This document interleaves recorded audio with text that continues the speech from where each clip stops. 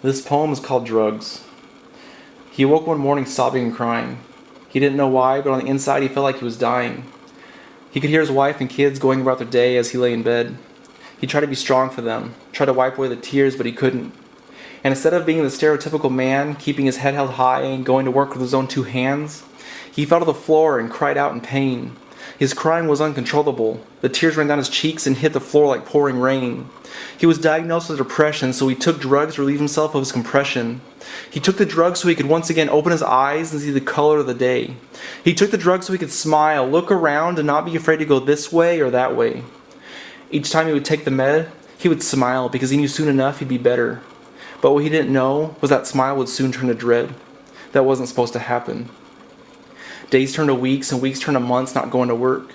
Each and every day he would look at his adult hands, but each and every day he would feel less like a man and more like a child. He was in even more pain now. He felt more and more like suicide was the only way out, but every time that thought crossed his mind, he cried. He was afraid of what might happen if he tried. Would it hurt? But what could hurt worse than the pain he was feeling at that moment? He had a fierce opponent, and he was losing going into the fourth quarter. He had a voice, but it was soft-spoken and no one could hear it. Or maybe he just didn't know how to explain the pain he felt on the inside out. On the inside, he was reaching out for help, but his hands wouldn't move. He was stuck in time, stuck in this groove. He became disabled and was denied disability over and over again.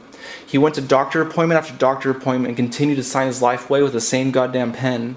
He would frequently fall into pits of darkness, and the professionals kept pushing facility after facility. They wanted to take him away from his family and make him someone else's liability. He often wondered if there was anyone else out there that knew his pain. He tried to explain, but he never could. Let's say he was actually able to. What would he gain? It would just be another person feeling sorry for him, and he didn't need that. Could anyone else really know what it's like to wake up every day just to be terrified to go outside? And it wasn't that he didn't give it any effort, because believe it, he tried. Could anyone else really know what it's like to walk in public and feel every pair of eyeballs watching?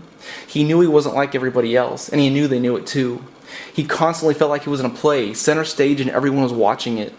He tried to keep his head down. He tried to not give a shit. But it didn't work. He was a marionette puppet. He couldn't control his own movements. Back to center stage. It was a nuisance. Oh, how he wished he could just go back to being depressed and shit. At least then he could pretend to try and repress it, like Robin Williams. But in reality, Robin Williams was gone. And a few days after the news broke, he found out he was taking the same shit Robin was on. You see, people don't understand when a person goes nuts and creates an act of violence against another person. They just think they should have been taking meds and it never would have occurred.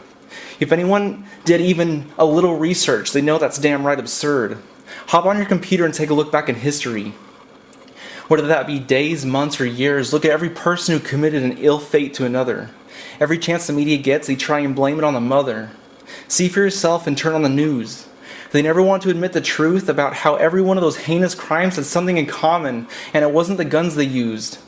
What they all have in common are the drugs that are fused into their bodies, and they didn't even have to be abused. These drugs are supposed to make us happy by altering our minds. I agree, they do change the way we see things, but it's not in the best interest of mankind.